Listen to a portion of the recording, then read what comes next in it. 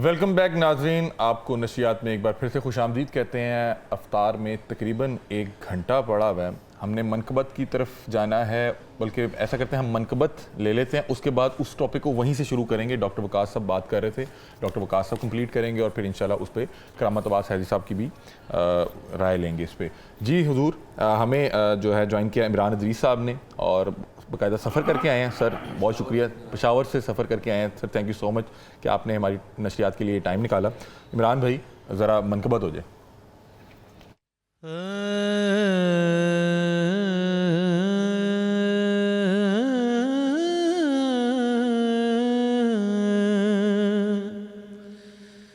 तमाम खल्क में शाहे अनाम बन जाए,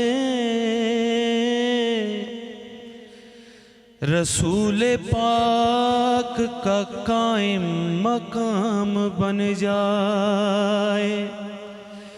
कमर खुदा ने वो रुतबा दिया है ज़हरा को कि जिसको गोद में डाले इमाम बन जाए। कमर खुदा ने वो रुतबा दिया है ज़हरा को कि जिसको गोद में डाले इमाम बन जाए।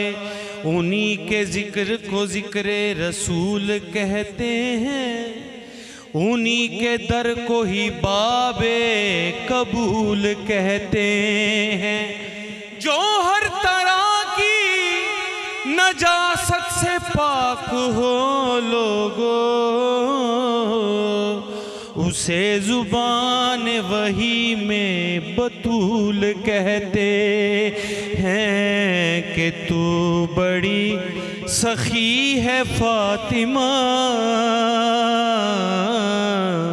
तू बड़ी सखी है फातिमा, कि तू बड़ी सखी है फातिमा। ज़ौजाए अली है फातिमा सैयदा, ज़ौजाए अली है फातिमा।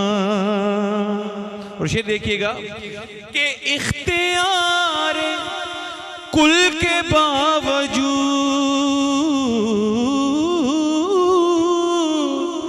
इख्तियार कुल के बावजूद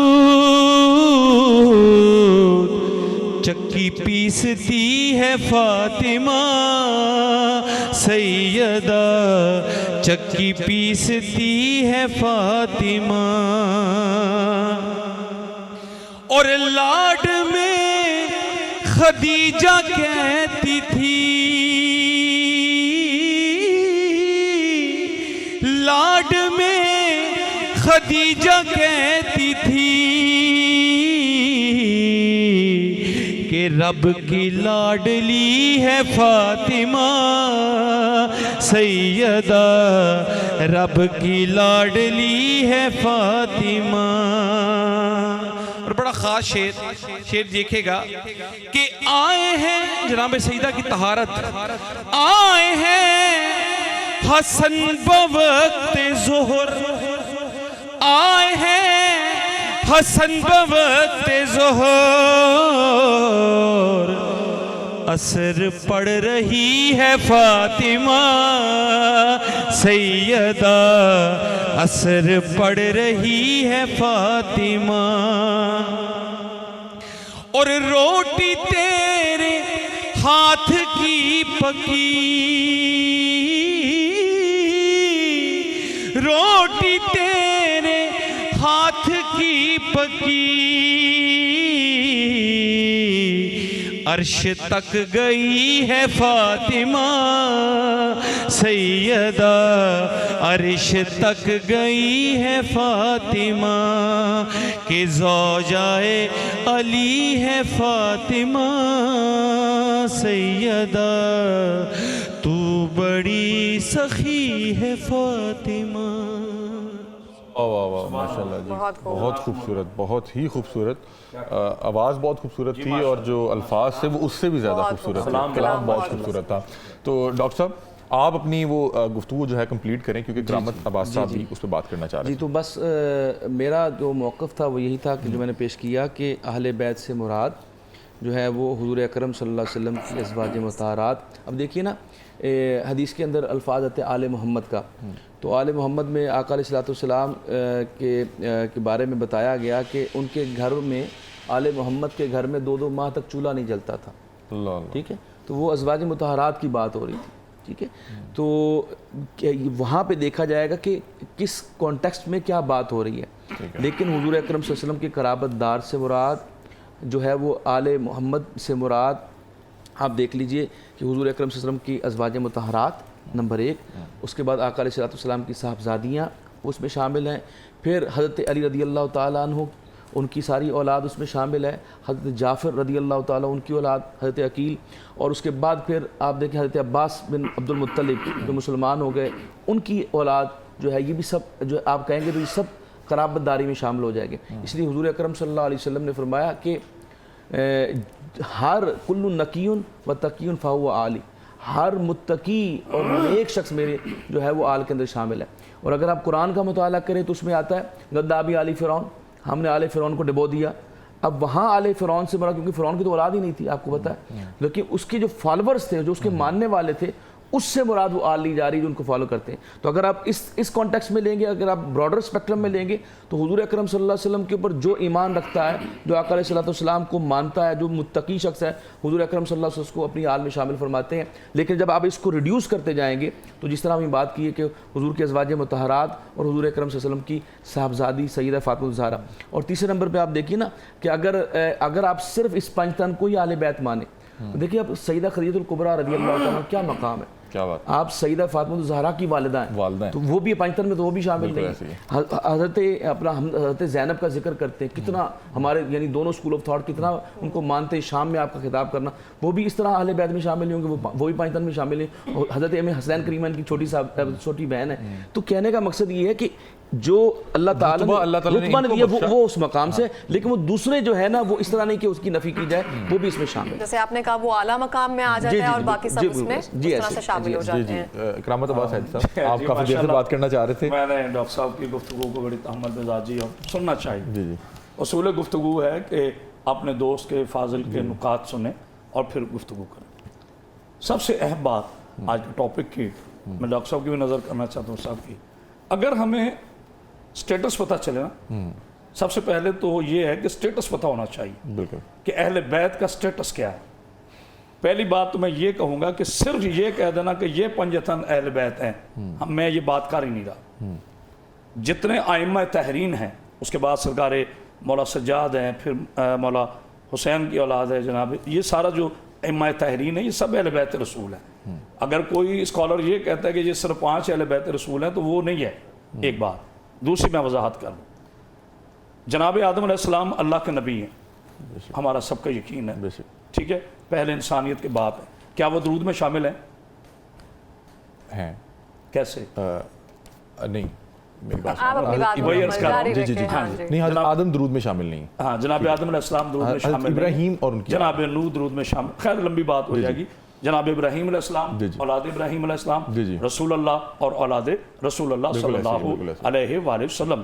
स्टेटस ये है कि अगर हम ये पहले देखें ना कुरान और हदीस की रूह से कि अहले बैत का क्या मुकाम है और साहिबान दरूद कौन है। हमारी नज़र में जो शामिल दरूद है ना वही अहले बैत है। जैसे उन्होंने डॉक्टर साहब ने बड़ा खूबसूरत जुमला कहा कि किसी को हक नहीं है किसी को निकालने का, तो किसी को भी हक नहीं है किसी को शामिल करने का। ठीक है, यानी ये दोनों हुकूक जो है अल्लाह और उसके रसूल के पास महफूज है। ना ये हक करामत अब्बास हैदरी के पास महफूज है, ना ये हक डॉक्टर वकास साहब के पास महफूज है। ये हक अल्लाह और उसके रसूल के पास मौजूद है कि अल्लाह और उसका रसूल क्या चाहे। बिल्कुल ऐसे। एक बात मैं असल में जो गुजारिश करना चाह रहा हूँ वो ये है, अज़वाज रसूल सल्लल्लाहु अलैहि वसल्लम का एहतराम अपनी जगह, इसमें कोई दो राय नहीं है। अगर कोई ये कहे कि वो सरकार के अज़वाज नहीं है तो इससे बड़ी तौहीन कोई नहीं, इसमें तो कोई वो है ही नहीं। सवाल सिर्फ ये है कि पहले ये समझने की जरूरत है कि शामिल दुरूद कौन है। शामिल दुरूद है जनाब इब्राहीम अलैहिस्सलाम, उसकी औलाद, रसूल अल्लाह सल्लल्लाहु अलैहि वसल्लम और उसकी औलाद। हमारे नजरिए नहीं बल्कि कुरान और हदीस की रोशनी में फ़लसफ़ा इस्मत जो है, मासूमियत जो है, अगर हम मासूमियत के कायल हो जाते तो आज तफरका ना होता। बिल्कुल ऐसे। हमारे नज़र में जो मासूम हैं, जिसमें दो लफ्ज़ हैं, कैटेगरी है, महफूज अनल खता, मासूम अनल खता। महफूज अनल खता वो है कि जिनमें नौजुबिल्लाह गुनाह की ताकत है लेकिन अल्लाह उन्हें महफूज रखता है, वो आते हैं महफूज अनल खता। एक है मासूम अनल खता, जिनके नज़दीक खता जा ही नहीं सकती।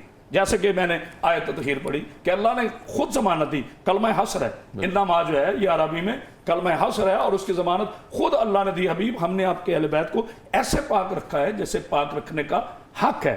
सरकार की औलाद, सरकार का खून है। अज़वाज मोहतरमा बहुत इज्जत के काबिल है, मगर कोई भी अज़वाज में से खून रसूल नहीं है। खून रसूल सैयदा है, खून रसूल अली अलैहिस्सलाम है, खून रसूल हसनैन करीमैन और फिर उनकी औलाद है। अब इसमें दो चीज़ें आई। नंबर एक, इसको समझने की ज़रूरत है कि फ़लसफ़ा इस्मत क्या है। दरूद, जो साहिब दरूद हैं वो आले मोहम्मद है। जैसे मेरे फाजिल भाई ने कहा, हर बंदा आले मोहम्मद नहीं हो सकता।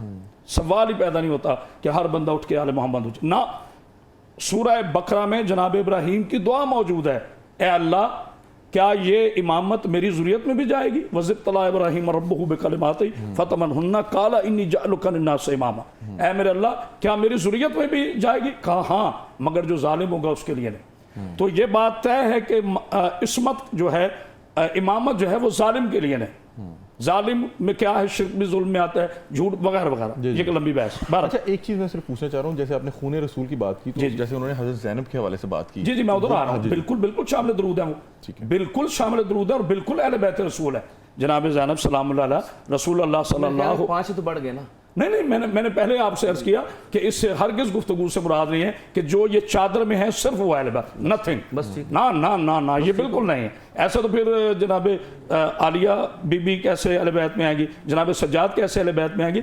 अगर कोई खतीब, चाहे वो मसला के तशय्युअ से तल्लुक़ रखता है, मैं ये वबांगे तो हल कह रहा हूँ, द कैमरा कह रहा हूँ, रिकॉर्डेड कह रहा हूँ, कि अगर कोई ये कहे कि ये सिर्फ 5 अहले बैत हैं, इसके आगे अहले बैत नहीं है, तो वो झूठ बोल रहा है, बिल्कुल उसका इल्म नाकिस है। अच्छा जी, अब हमारा पहला मौक़िफ़ ये है कि जब आदम अलैहिस्सलाम शामिल दरूद नहीं है, जनाब नूह अलैहिस्सलाम शामिल दरूद नहीं है, जनाब ज़करिया, यानी ये इतने मुक़द्दस नबी शामिल दरूद नहीं है, तो फिर असहाब रसूल का एहतराम अपनी जगह, मगर वो शामिल दरूद नहीं है। जब आप नमाज में दरूद भेजते हैं तो असहाब पे दरूद नहीं भेजते, आप सरकार मोहम्मद मुस्तफ़ा सल्लल्लाहु अलैहि वसल्लम उसकी आल पर भेज। आल वो है जो शामिल दरूद है, आल वो है जो खून रसूल है। जो खून रसूल नहीं है वो आल नहीं है। जो इसलिए हम कहते हैं आले नबी औलाद अली, आले नबी औलाद अली, यानी जो औलाद है वो मौला अली की है, आल जो है वो रसूल खुदा सल्लल्लाहु अलैहि वसल्लम की है। तो इस बात को समझने की ज़रूरत है। मेरा ख्याल है मैं कीमती जुमला हदिया करना चाहता हूँ, जैसे मेरे फाजिल भाई को आपने वक्त दिया, मुझे जी मोहब्बत आपकी। अल्लाह ताला सब मुसलमान आने आलम के रोज़े कबूल फरमाए और अल्लाह हमें फ़िरका वारियत की बेमानी जंजीरों से आज़ाद करे और हमें रसूल अल्लाह सल्लल्लाहु अलैहि वसल्लम की मोहब्बत नसीब फरमाए। देखिए, मैंने पहले कहा ना अथॉरिटी डॉक्टर साहब है, ना अथॉरिटी करामत बास हैदरी, ना अथॉरिटी कोई और है, अथॉरिटी रसूल है। बिल्कुल ऐसे ही। क्या मेरे रसूल अल्लाह सल्लल्लाहु अलैहि वसल्लम की ये हदीस मोहतरम नहीं मिलती, हौला अहलुल बैत, ये मेरी अहले बैत है?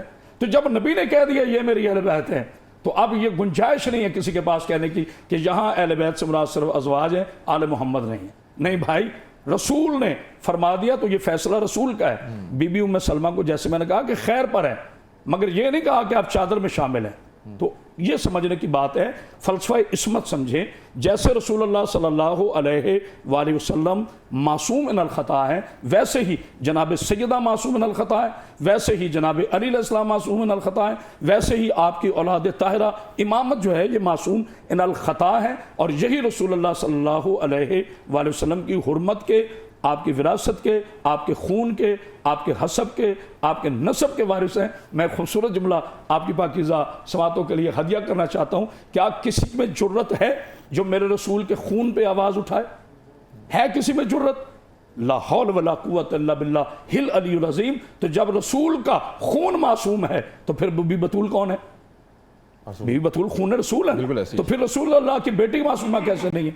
रसूल अल्लाह का भाई मासूम कैसे नहीं है? हाँ, ये अलग बात है कि जो मुकाम, जो फजीलत मेरे आका की है, उस बात पर हम बिल्कुल इस बात के कायल नहीं है कि जनाब अली अलैहिस्सलाम जो है वो नाउज़ुबिल्लाह मुकाम में जनाब अली से अफजल है। जिसका ये अकीदा है वो अकीदा कुफ्र पर है।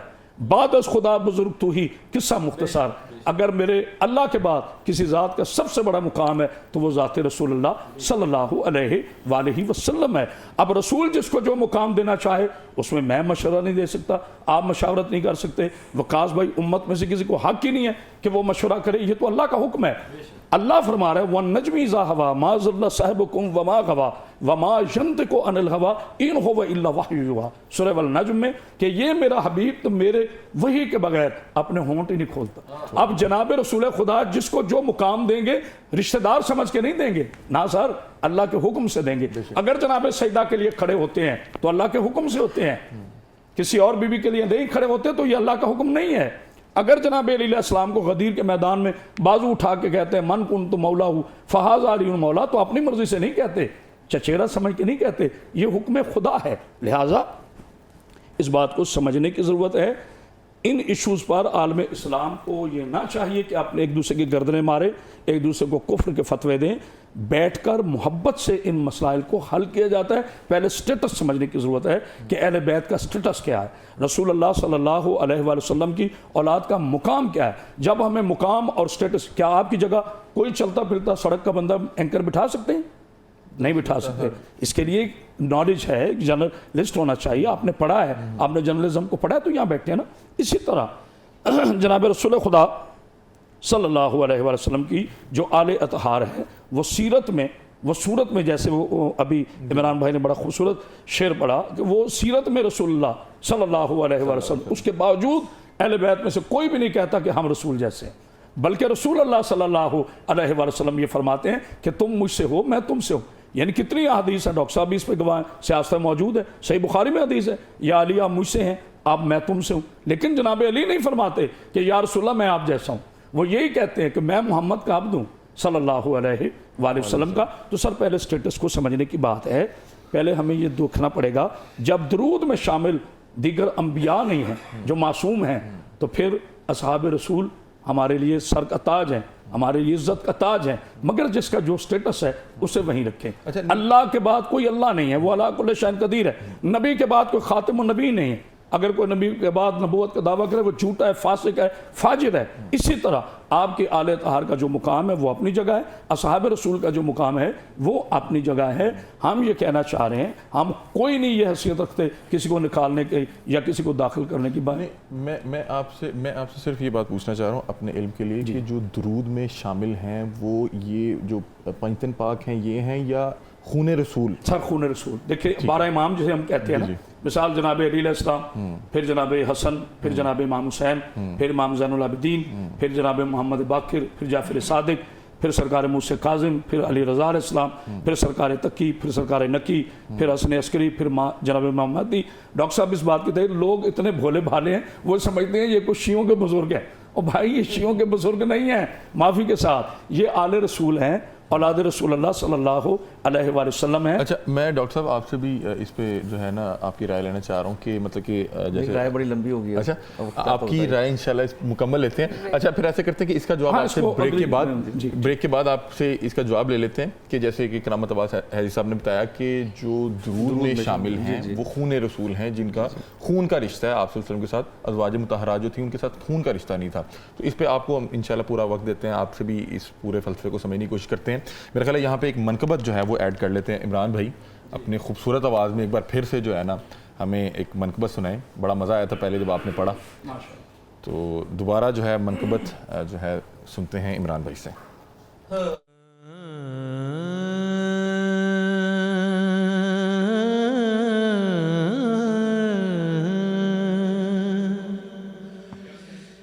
जो भी ज़हरा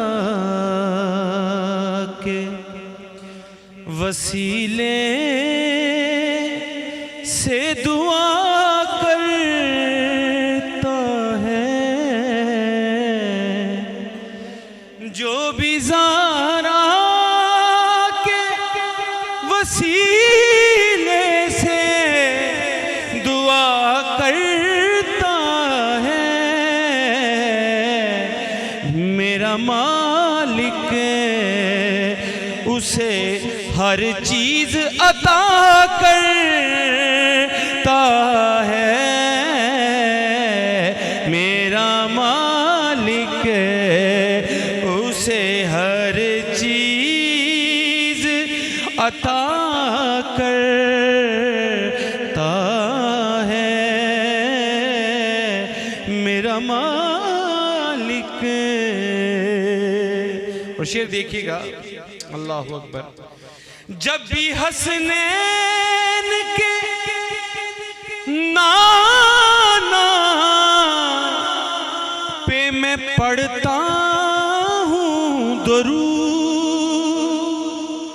जब भी हसनैन के नाना पे मैं पढ़ता हूँ दुरूद, तो मुश्किलें दूर मेरी मेरा खुदा करता है।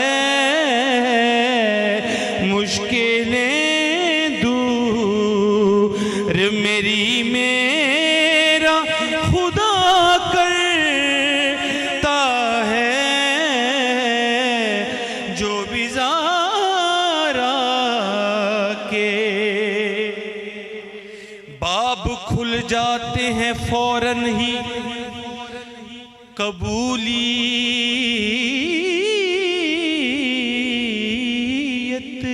के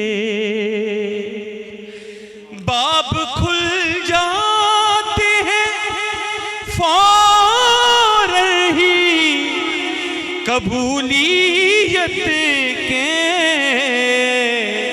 अर्ज जब कोई भी ज़हरा का गदा करता है, अर्ज जब भी कोई ज़हरा का गदा करता है। मेरा मालिक। और बड़ा खास शेर, जो मुहम्मद के घराने का हया करता है, ये वो घर है, नबूवत इनके घर की है, विलायत इनके घर की है, शुजात इनके घर की है, इमामत इनके घर की है, शहादत इनके घर की है। और हम गुनाहगारों को बख्शवा लेना, ये आदत इनके घर की है। कि जो मुहम्मद के घराने का हया करता है, अरे सच तो ये है कि वो अपना ही भला करता है। और मक्ता बड़ा खूबसूरत। बस इसी बात से कुछ लोग खफा रहते हैं, बस इसी बात से कुछ लोग खफा रहते हैं कि जिक्र सादात का फारूकी बड़ा करता है। जो भी ज़ारा के वसीले।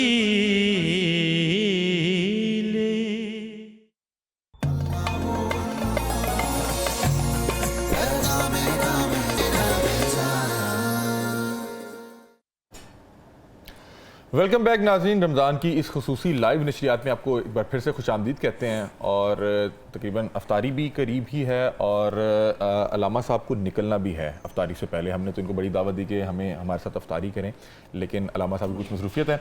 लेकिन अलामा साहब की मौजूदगी में चाह रहा हूँ कि डॉक्टर साहब जो आप बात करना चाह रहे थे वो आप बात करें, क्योंकि ब्रेक पे चले गए थे।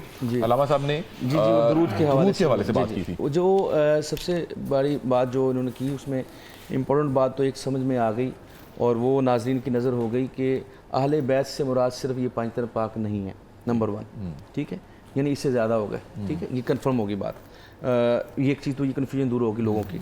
अब दूसरी बात जो आल की बात की, जैसे अभी अल्लामा साहब फरमा रहे थे कि हज़रत अली भी खून मुस्तफ़ा हैं, तो हज़रत अली किस तरह खून मुस्तफ़ा हैं?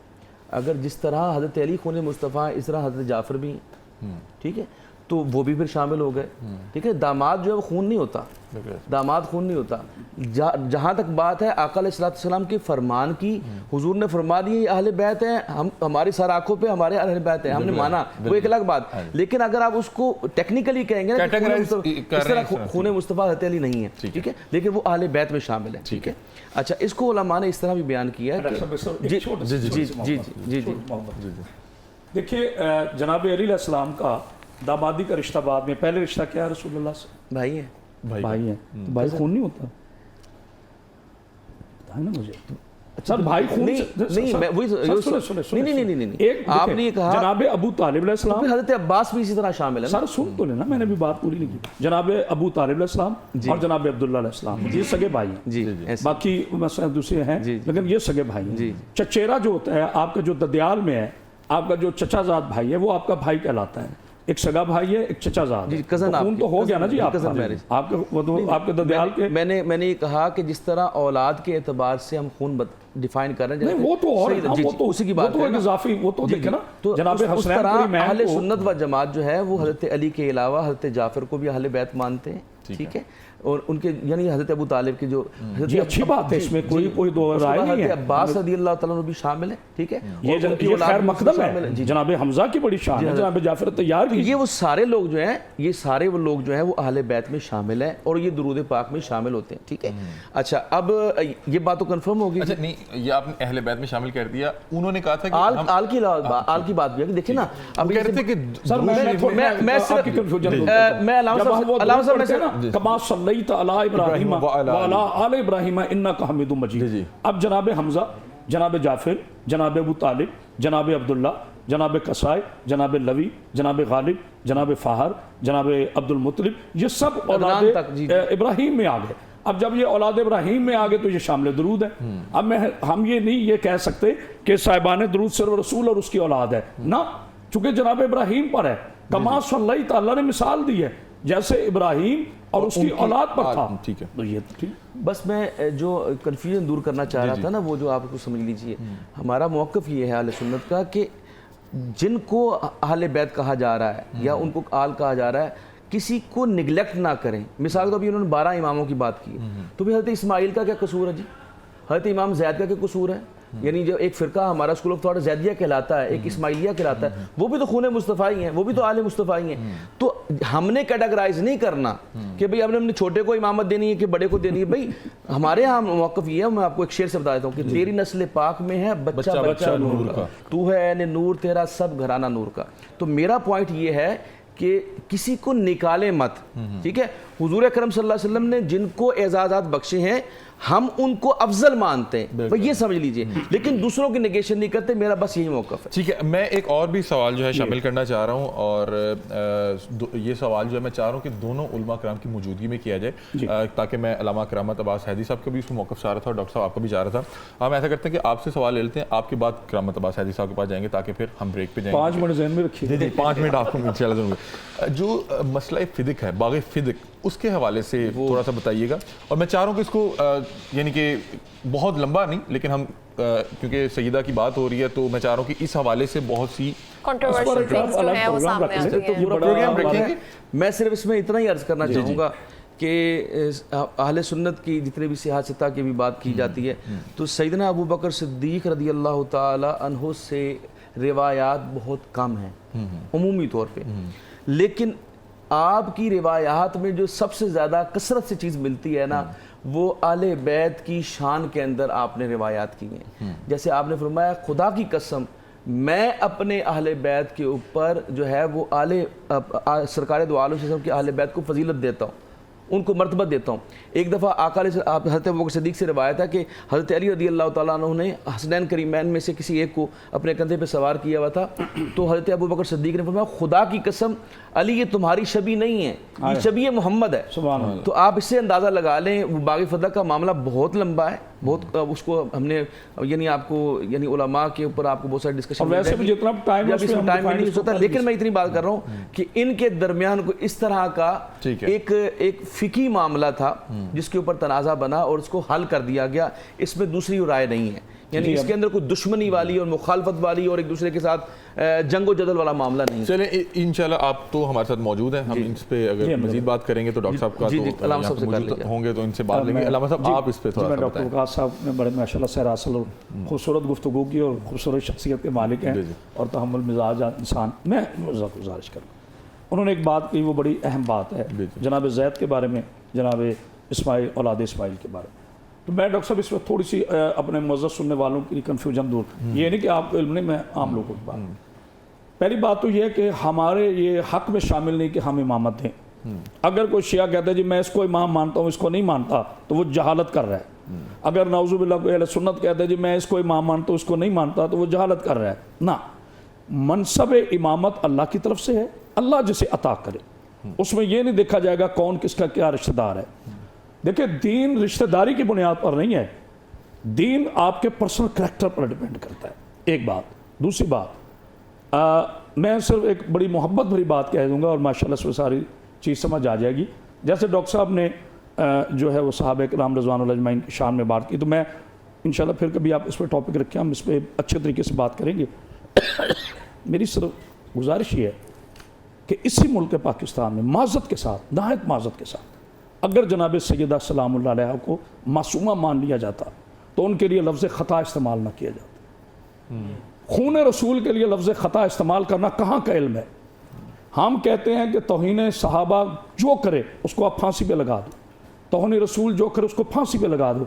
तो क्या रसूल अल्लाह की औलाद की तौहीन करना ये दीन का हिस्सा है, ये इल्म का हिस्सा है? आप ये फ़लसफ़े बयान करें, ये ख़ता इज्तिहादी मैं छोटी सी अर्ज़ कर रहा हूँ और लुत्फ़ आ जाएगा इंशाल्लाह मेरे मुअज़्ज़ज़ सुनने वालों को। जनाब सैयदा पाक सलामुल्लाह अलैहा के अगर हक़ की आप बात करें तो क्या हक़ नहीं है बीबी का? जनाब आदम की नबूवत हक़ सैयदा, जनाब नूह की नबूवत हक़ सैयदा, जनाब इब्राहीम की खुल्लत हक़ सैयदा, जनाब इस्माइल की ज़बाहत हक़ सैयदा, जनाब मूसा की खुल्लत हक़ सैयदा, जनाब ईसा की रूहानियत हक़ सैयदा, मेरे नबी का ख़त्म नबूवत हक़ सैयदा, जनाब अली की विलायत हक़ सैयदा, हसनैन करीमैन की शराफत हक़ सैयदा, 12 इमाम 14 मासूमों की इज़्ज़त और शराफत हक़ सैयदा है, जिसके कदमों के नालैन के नीचे अल्लाह जन्नत को दे दे, उस बीबी का क्या मुकाम होगा? हम कौन है बीबी के मुकाम को बहस ज़ेर बहस करने वाले? इंतहाई दिल टूटा है और कसम खुदा कि मैं ऑन द रिकॉर्ड लाइव बैठ के कह रहा हूँ, मैं उन अहले सुन्नत उलमा पे सलाम भेजता हूँ, उन पीरान पे सलाम भेजता हूँ जिन्होंने जनाब सैयदा की अजमत और इस्मत के अंबार लगा दिए। खुदा की कसम, कोई इनको ज़ाती ट्रस्ट ना बनाए, कोई शिया ना कहे कि ये अहले बैत सिर्फ हमारे हैं, कोई सुन्नी भाई ये ना कहे कि रसूल सिर्फ हमारा है, कोई अहले हदीस देवबंदी ये ना कहे कि खुदा सिर्फ हमारा है। भाई हम कौन है तकसीम करने वाले? मैं एक आखिरी बात करना चाहता हूँ, डॉक्टर साहब ने बड़े खूबसूरत अंदाज से बात की, मैं भी यही अर्ज़ करना चाहता हूँ कि जिसका जो मुकाम है, हम कोई नहीं है किसी को मुकाम देने वाले, किसी से मुकाम लेने वाले। मुख्तसर सिर्फ इतना है, बादस खुदा बुजुर्ग तो ही किस्सा मुख्तसर, असहाब रसूल हमारे सर का ताज हैं, मगर सहाबी अर्श पे भी चला जाए नबी का गुलाम है, और इनकी औलाद फर्श पे भी बैठी जाए नबी का खून है। बस गुलाम में और इमाम में फ़र्क समझे, सारा फ़िरका ख़त्म हो जाएगा। एक दूसरे को बैठकर मुतमिन करके मोहब्बत के साथ ये सफ़र करें। जब यहूदी हमला करेगा, नहीं अब गज़ा पे हमला किया इसराइल ने, उसने पूछा तुम्हें शिया कौन है, सुन्नी कौन है, देवबंदी कौन है, उसने उड़ा के रख दिया। कल को खुदा ना खास्ता और मलऊन उठेगा, वो हमसे पूछेगा डॉक्टर साहब को छोड़ दो, ये सुन्नी है, करामत बाज़ हैदरी को मार दो, ये शिया। नहीं भाई, खुदा की इज़्ज़त की कसम, जब तक हम एक नहीं होंगे कुव्वत मुस्लिम में वो ताकत नहीं आएगी। एक मुस्लिम हरम की पासबानी के लिए हमें हमजा भाई एक होना पड़ेगा।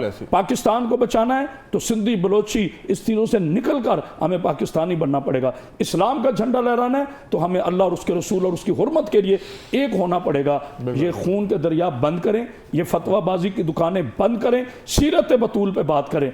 वो कौन सी मेरी बेटी और मेरी बच्ची है कि जिस बीबी का जनाजा रात के अंधेरे में उठा है, वो दिन के उजाले में सर पे चादर नहीं ओढ़ रही? वो कौन सी सैयदा को मानने वाली है? वो कौन से इमाम हुसैन का मानने वाला है जो शराब भी पिए और यजीद पे लानत करे? और भाई याद रखना, यजीद शख्स नहीं, करैक्टर है, किरदार है। जो भी आले रसूल के खिलाफ और आले रसूल के बताए हुए किरदार से हट के बात करेगा वही क़यामत तक यजीदी है।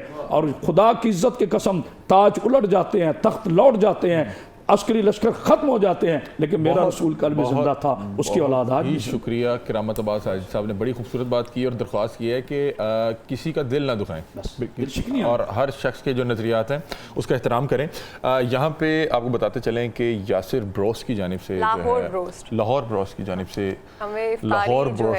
हमें अफ्तारी जो है भेजी गई है। करीब आ रहा है ना, तो हमें रोज़ा बहुत लग रहा है। बिल्कुल ऐसे ही है और लाहौर ब्रोस की जानिब से अफ्तारी भेजी जाती है और बड़ी मुनासिब और बड़ी अच्छी अफ्तारी भेजी जाती है।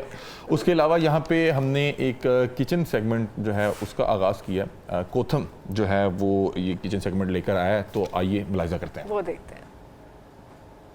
जी, हम इस वक्त पहुंच चुके हैं किचन में और अपनी शेफ़ सालिका खान से पूछते हैं आज की रेसिपी क्या है। अस्सलाम वालेकुम।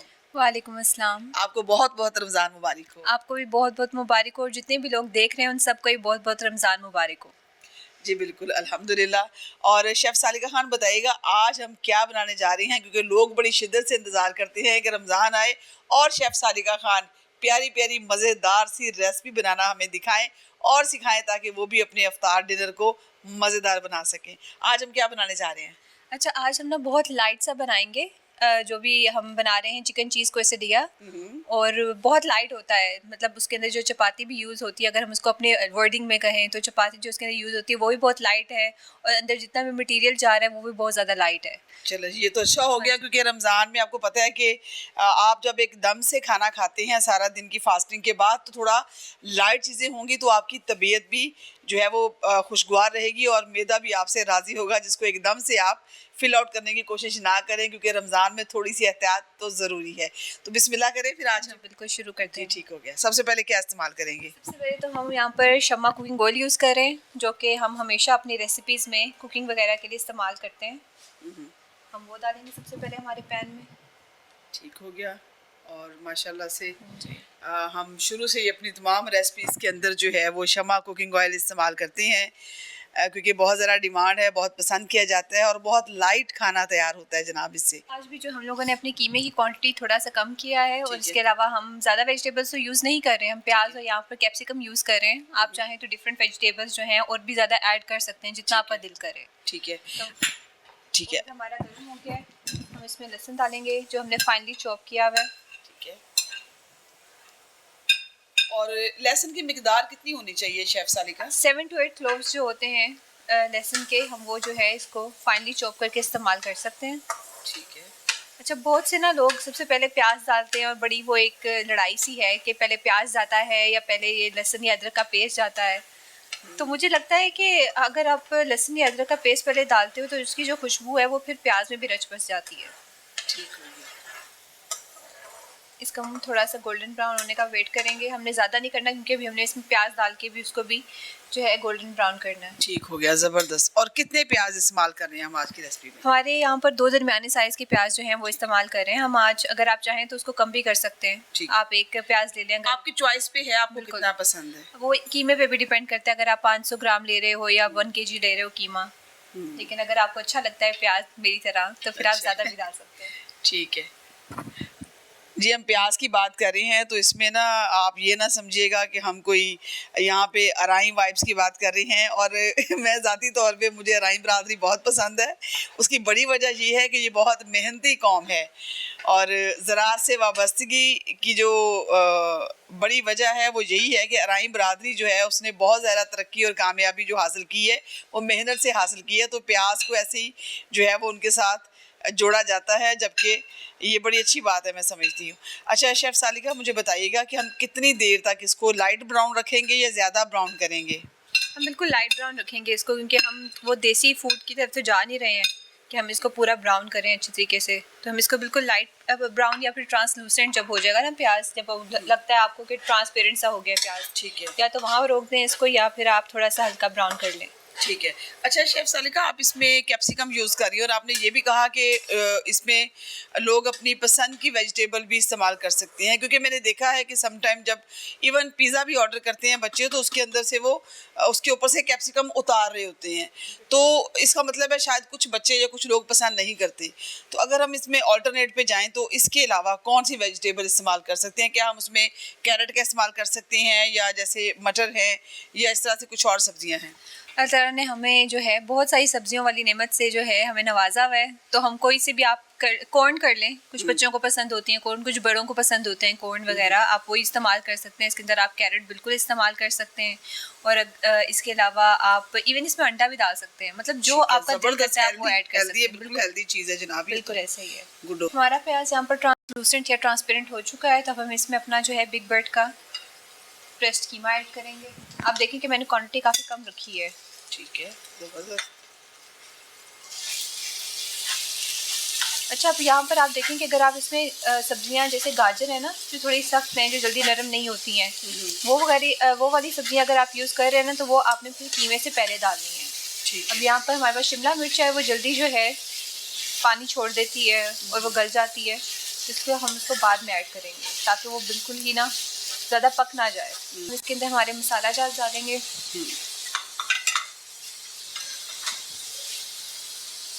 हमारे पास यहाँ पर डिफरेंट मसाले, मैं ये होल्ड कर लेती हूँ, आप इस्तेमाल कीजिए। जी जी।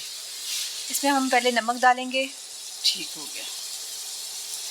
अच्छा, ये नमक के बारे में हमेशा मैं कहती हूँ कि हस्बे जायका, आपको जितना पसंद है आप उतना इस्तेमाल कीजिए। और स्पाइसेस का भी मैं कहती हूँ कि जितनी आपको स्पाइसी रखनी है। ठीक है। अब आप ज़्यादा स्पाइसी डाल दें, आप ज़्यादा स्पाइसी खा ना पाएँ तो फिर फ़ायदा। ये काली मिर्च ऐड कर रहे हैं हम। काली मिर्च ऐड चलें हम जी। लोगों ने, नमक के बाद काली मिर्च है, और ये थोड़ा सा स्पाइसनेस के लिए हम लोग इसमें डाल रहे हैं red chilli flakes. Red chilli flakes, जिसको दड़ा मिर्च भी कहते हैं। हाँ आई जी, पिसी हुई दड़ा मिर्च। और जब तक ये ना हो तो हम तो लाहौरियों का जैसे कहते हैं ना, स्पाइसी पूरा नहीं होता, मज़ा ही नहीं आता। चीज़ थोड़ी सी ना दिल चाहता है कि थोड़ी स्पाइसी मज़ेदार सी हो। ठीक है, लेकिन बड़ी कम मिकदार आपने शामिल की है, शायद इसलिए कि हम अफ्तार में खाएंगे तो एकदम से जो है वो स्टमिंग के लिए इशू क्रिएट ना हो। ऐसा ही है। गुड हो गया। जिस तरह से हम आपको गाइड कर रही हैं, बता रही हैं, आपके लिए मेरा ख्याल है बहुत आसानी हो जाएगी अपने किचन में इसको तैयार करना। और उन मदर्स के लिए जिन्होंने सारा घर का काम भी देखना होता है, फिर आपके लिए इफ्तारी भी तैयार करनी होती है, वो भी आसानी से इसको अपने किचन में तैयार कर सकेंगी। अब हम इसको मेरे ख्याल में 1 से 2 मिनट लगेंगे अभी होने में। अब यहाँ पर देखिए हमारा कीमा जो है ना वो 70% पक चुका है। ठीक हो गया। मिर्च ऐड करेंगे हमारी। जी, शिमला मिर्च हम इसमें ऐड करने जा रहे हैं, और देखें आप कलर कम्बिनेशन चेक करें कितना प्यारा लग रहा है। यहाँ पे ना ग्रीन कलर की जो है वो शिमला मिर्च इसमें शामिल कर दी गई है। अच्छा, आप बता रहे थे कि शिमला मिर्च थोड़ी ज़्यादा जल्दी गल जाती है, तो फिर कोई मिनट का हिसाब रखेंगे या बस देखेंगे जब ये हो जाए तो हम इसको उतार लें और ये रेडी है? देखिए, जैसे मैंने अभी आपसे कहा है कि हमारा कीमा 70% जो है वो पक चुका है, तो आइडिया हो जाता है देखने से ही कि जब कीमा वाइट होने लग जाए और बीच में कुछ कुछ बोटियाँ जो हैं वो रह जाएं, जो आपको लगता है कि कच्ची हैं अभी, छोटे छोटे पीसेस, तो फिर आपको आइडिया हो जाता है कि अब जो है इसको कंप्लीट मुकम्मल होने में जितना भी टाइम लगेगा उसमें हमारी शिमला मिर्च जो है वो ज़्यादा पकेगी नहीं। अब हम इसके अंदर पैन में हमने डिफरेंट कर लिया पैन अपना, इसके अंदर हम बटर ऐड करेंगे अपनी। ठीक है। क्योंकि हम जो टोर्टिया स्लाइसेस लेकर आए हैं उसको हम लोगों ने इस पर गरम करना है। लाइट सा ब्राउन करना चाह रहे हैं? हाँ जी, बिल्कुल। इसका नाम क्या है ये जो आपने उठाया? ये टोर्टिया स्लाइसेस हैं। टोटिया, हम तो इसको रोटियां कहते हैं। बिल्कुल, हमारी ज़ुबान में इसको रोटियां भी कहा जा सकता है। ठीक हो गया। ये लाइट सा ब्राउन, और वाकई सही कहा था आपने शेफ सादिका, ये इतना लाइट है कि मेरे ख्याल में आसानी से जो है आप अपने अफ्तारी में बच्चों को खिला सकते हैं, खुद खा सकते हैं। और जो लोग डाइट पे हैं, ये मैं ख़ास तौर पे ऐड करना चाहूँगी, जो डाइट पे हैं उनके लिए तो नंबर 1 और बेस्ट रेसिपी है आज की। वो आसानी से अपना वज़न ना सिर्फ मेंटेन रख सकते हैं बल्कि कम भी कर सकते हैं। और जो लोग चिकन नहीं खाते हैं, बीफ नहीं खाते हैं, मटन नहीं खाते हैं, वो इसके अंदर सिर्फ सब्जियां भी ऐड कर सकते हैं। बिल्कुल, लेकिन जो मज़ा चिकन ऐड करने से है वो उस तरह का मुझे तो वो नहीं टेस्टी लगता। चिकन लाजमी मैं समझती हूँ। हमारी टोर्टिया ब्रेड यहाँ पर रेडी हो चुकी है। हमने बटर लगाकर इसको जो है दोनों साइडों से पकाया है, और अब आएगी हमारी फिलिंग जो हमने पहले रेडी की थी। ठीक है, ये है हमारी फिलिंग जो कि इसके अंदर आएगी। अब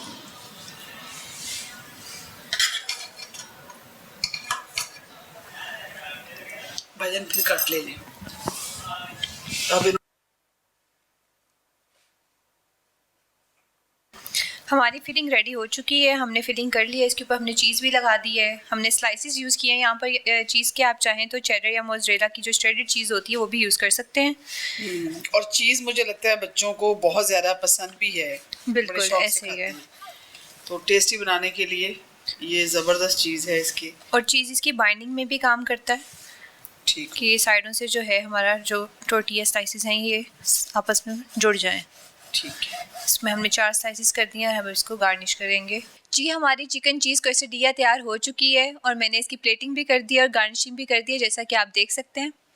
और मैं आपसे ये लाजमी कहना चाहूँगी कि आप अपने घर पे लाजमी ट्राई कीजिए, क्योंकि हमारी शेफ़ सालिका खान ने बड़ी ही मेहनत से आपके इफ्तार डिनर के लिए आज की रेसिपी तैयार की है। अब जाते जाते शेफ़ सालिका खान आप कुछ कहना चाहेंगी? मैं बस एक ही बात कहना चाहूँगी कि टेस्टी हर बाइट है, बिग बर्ड ही राइट है। जी बिल्कुल, बिग बर्ड की राइट है, क्योंकि बिग बर्ड की जो आज की रेसिपी के अंदर उन्होंने चिकन कीमा इस्तेमाल किया है। उम्मीद है कि आप भी इसी तरह से अपनी रेसिपी तैयार करेंगे और अपना फीडबैक लाजमी देंगे। इसके साथ ही अपनी मेज़बान ज़ुबैदा अनवर खान को शेफ़ सालिका खान के साथ दीजिए इजाज़त। कल मिलेंगे नई रेसिपी के साथ। अल्लाह हाफिज़। खुदा हाफिज़।